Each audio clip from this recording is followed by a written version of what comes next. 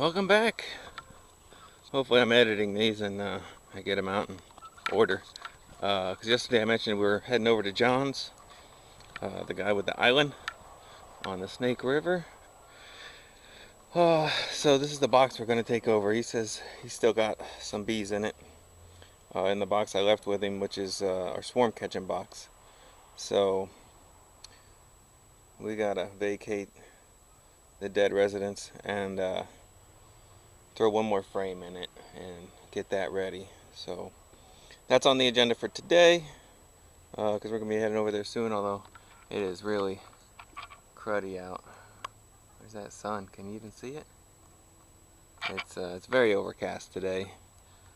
Hazy. I don't know if we got fires going to the south of us or what, but so hopefully later we'll get some footage of that.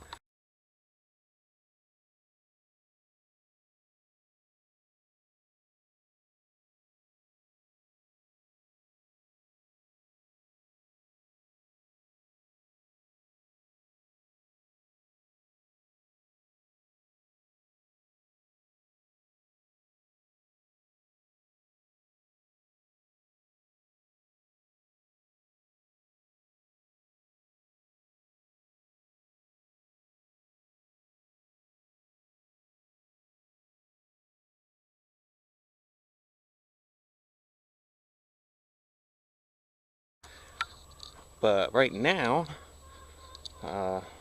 it would be cool if I could show you the unboxing, but I just did the unboxing because it's all big and heavy. Hey, remember that? So now that we got that big old thing out of the way, just divert your attention for a second while we walk by the unboxed items. This is where that came from, so that's going to get cleared out of here. Like I said, we're probably going to set the anvil up in this area near the door, because I believe that will be movable. The anvil's not very heavy. I'll put as heavy a base as I can on it, but pretty sure we'll be able to move it. The forge, I would like to go right outside here, kind of between where the two doors meet, and out far enough that I can still get this one open. So, you know, you can kind of see I'll have a couple feet there, and that way in wintertime I can get this door closed mostly and try to keep myself a little warm, or stand by the fire, whichever works out better. But there isn't a lot of overhang, and I'm probably going to build a bit of a overtop thing, you know, a little roof, a little bit of chimney stuff. I would think I have some lying around here, you know, to keep the rain off the fire in case it's raining a little bit. But hopefully that way I can stand just inside the door, stick my little hot poker out this way into the fire and take it back in case we ever have rain in Idaho. You never know, it could happen. I'm thinking about this guy over here, not the ugly piece of fur, but this big old stump. Maybe I could lash my anvil to that. I think it's the only one I got left. The rest of the bees are taken up. But okay, so here's the thing, because next part of the build is what goes here, right? So I picked these up at auction last winter, and let's just show you. We'll start here. This is a rotor. It's actually very deep and thick. That seems pretty good. When I first started researching it, it was all like everybody said drum. You know, it's a drum forge. But since then, I've heard more about using the rotor, because you don't really need it quite so deep for most of the work you're going to do. But with something like this, we could always try to, say, like cut some notches so you can lay your flat stock through a little easier, get it lower. You don't have to have the fire built up so high. If you look at it, this is I mean, that's an 8 lug there. That's pretty good size.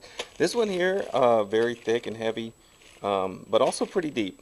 Not as deep as that, you can see, but here's another one, almost as big and as deep. Going down the line, this one's a little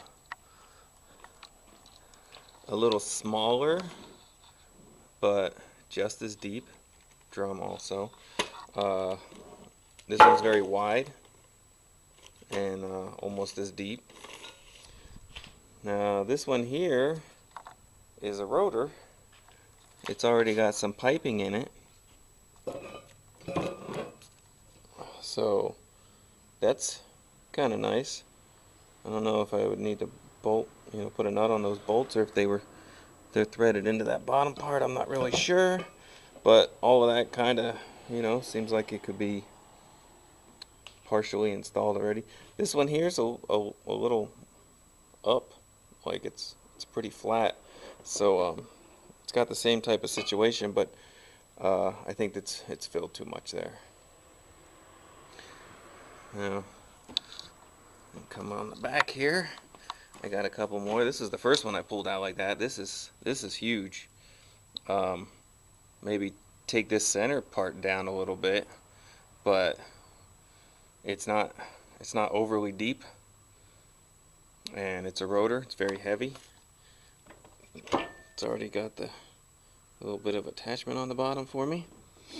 And then I got three very similar drums, not too deep, which I think they would all make good ones because they're not too deep, and they're definitely wide enough, I think.